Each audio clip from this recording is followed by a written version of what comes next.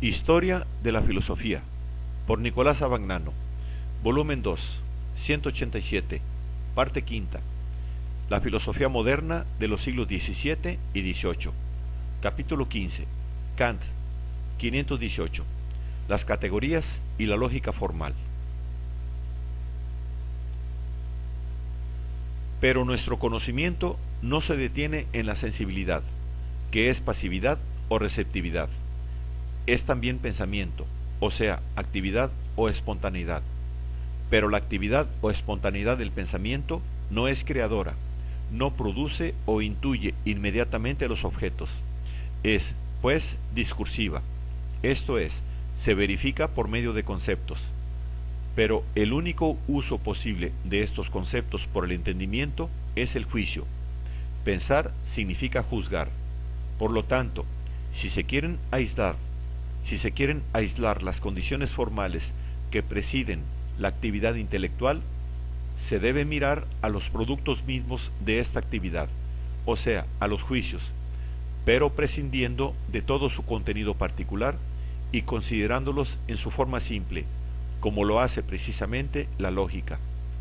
Reconocidas así las clases de juicios, se puede hacer corresponder a cada una de ellas una determinada función intelectual que será la categoría.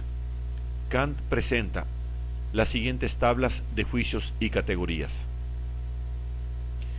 El uso de la palabra juicio para expresar lo que se llamaba proposición en la lógica tradicional, a la que Kant hace referencia, indica que éste toma en consideración no la forma lingüística en que se expresa un juicio, sino de acuerdo con la orientación que la lógica de Port-Royal, 416, había hecho predominar, el acto mental que consiste en unir entre sí dos representaciones. Aparte de esto, Kant se aleja de la lógica tradicional en algunos puntos de su clasificación. Incluye entre los juicios de cantidad un juicio singular, que para la lógica tradicional se identificaba con el universal. En efecto, en la lógica tradicional, el hombre es mortal, significa todos los hombres son mortales. Así, por ejemplo, distingue el juicio infinito, el alma es no mortal, del juicio afirmativo.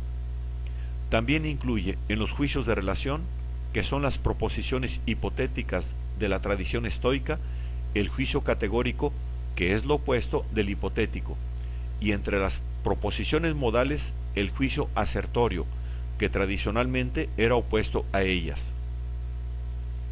No obstante, con estas modificaciones, Kant ha aceptado sustancialmente la tradición de la lógica formal y la ha aceptado por considerar que la lógica general pura, esto es, no aplicada, con tal que abstraiga de todo contenido de conocimiento y de toda consideración psicológica, únicamente tiene por objeto principios a priori y por lo tanto es un canon del entendimiento y de la razón con respecto a cualquier uso suyo, tanto empírico como trascendental.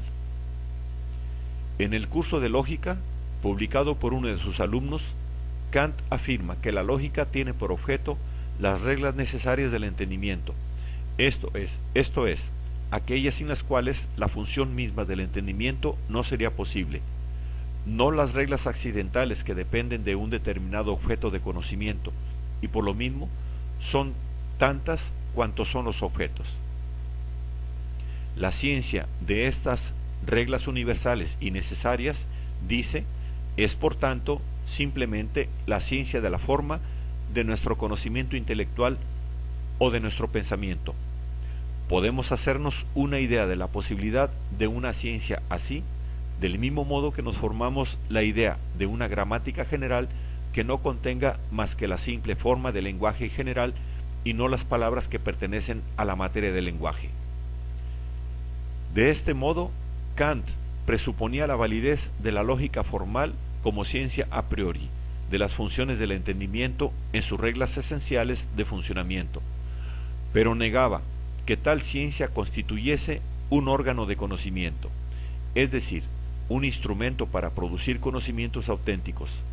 Más aún, esta pretensión la reconoce él como el fundamento de la dialéctica, o sea, del uso impropio o arbitrario de los conocimientos a priori, y por ende, como arte puramente sofística.